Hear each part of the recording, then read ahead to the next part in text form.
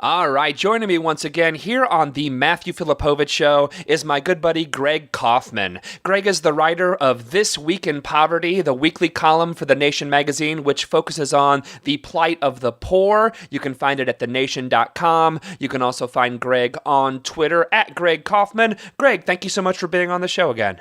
Great to speak with you again, Matt. Real quick, before we get into the real reason you're here, I just want to say on air, Greg, congratulations. You just had your third child. Congrats, buddy. I really appreciate it. I'm trying to stay awake and and enjoy the conversation like we always do, but I appreciate it. Thank you.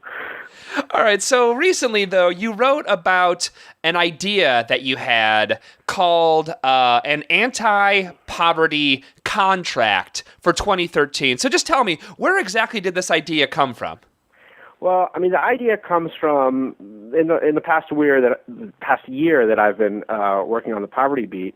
You know, I've been really impressed with all of the different advocates and researchers working on the various issues that have to do with low-income people's lives. I mean, whether you're talking about access to food, housing, healthcare, education. I mean, they do so much good work. What I've thought is a problem for us, for people who care about these issues, is I think we isolate people living in poverty too much. You know, there are 46 million people living in poverty now, but more than 1 in 3 Americans, 106 million Americans, live below twice the poverty line, which is just, that means they're living on less than $36,000 for a family of 3. And, you know, they're having to make a lot of those same impossible choices, right, between food and housing and education, and forget about savings. So I just felt like, you know, we need to develop a platform, something affirmative that sort of brings people together more, not just people in poverty and not just the middle class, but it really shows that our interests are converging. So that was sort of the motivation behind the proposal that I laid out.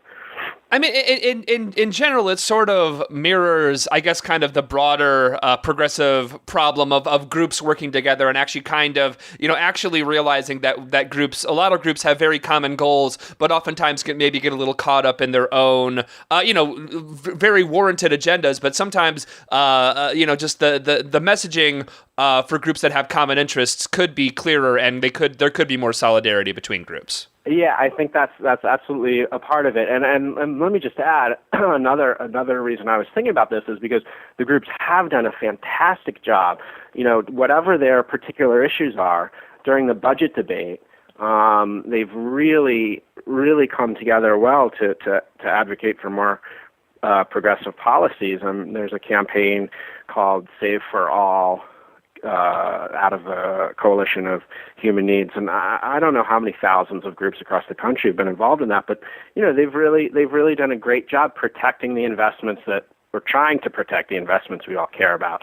So I said, okay, this is an example of everybody working together when things are under attack. So let's see if we can put out a vision, something we can build on, something to try to make these 106 million people feel like know that we're in the same boat, and maybe we can grow our numbers and have more, you know, political impact that way. Absolutely, kind of going on offense instead of just constantly being on defense. Actually saying, you know, that not just trying to hold on to the scraps that are there, but actually trying to make poverty an issue and make the lives of millions of Americans better. Exactly, and so, you know, I chose five issues. Sort of, I said very clearly, you know, I don't know if trying to get the ball rolling, you know. 5 issues. You said, I am a dictator, and these are the 5 issues that are going to be on this, and no one else has any say. Right. Knowing that these groups are so good at what they do, and that if they decide to do this, they can choose the 5 issues that work best. But I mean, right. You know, I looked at minimum wage, raising it to a little over $10 an hour, like Harkin Miller proposal would lift, I think it's like 30 million people above the poverty line. But it also sets a better floor for all workers. It's going to raise everybody's wages. Child care, everybody needs affordable child care to be able to work. If you got kids, it's hard to get to work. And it's certainly that has a huge impact on people in poverty. Only 1 in 7 families who qualify for federal assistance for child care actually receive it. And the reports are that child care averages anywhere from $3,600 to $18,000 a year. So, it's prohibitive for low-income families, but middle-class families need it too. I looked at access to paid and sick leave and family leave. Low-income people, like literally, get fired a lot for having to take off for a kid, or can't feed their family for a week from losing a day or two's wages. But middle-income people too don't have access to that. SNAP benefits, subsidized jobs. These are some of the things I looked at. But people could, I'm sure our listeners could think of 10 issues that, we all have in common, whether you're at low income or middle class. And we really, 106 million people, more than 1 in 3 Americans. I mean, we really have to figure out a way to work together to get more power and put more progressive policies out there.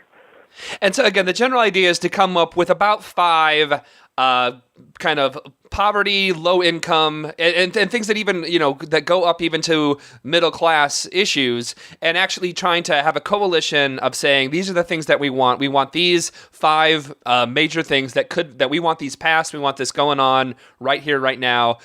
Deal with these 5. And then I guess probably hopefully the idea would be after those 5 get passed, you add 5 more, essentially. Right. You start the coalition, you start with 5 and go in even more. That's exactly right. So what we don't want is there's another problem that sometimes happens is we make a laundry list of a platform that's just way too extensive. It's hard for people to get their head around it, and definitely hard to focus on victories. But so that's it. Let's look at 5 things we can work for now as a coalition.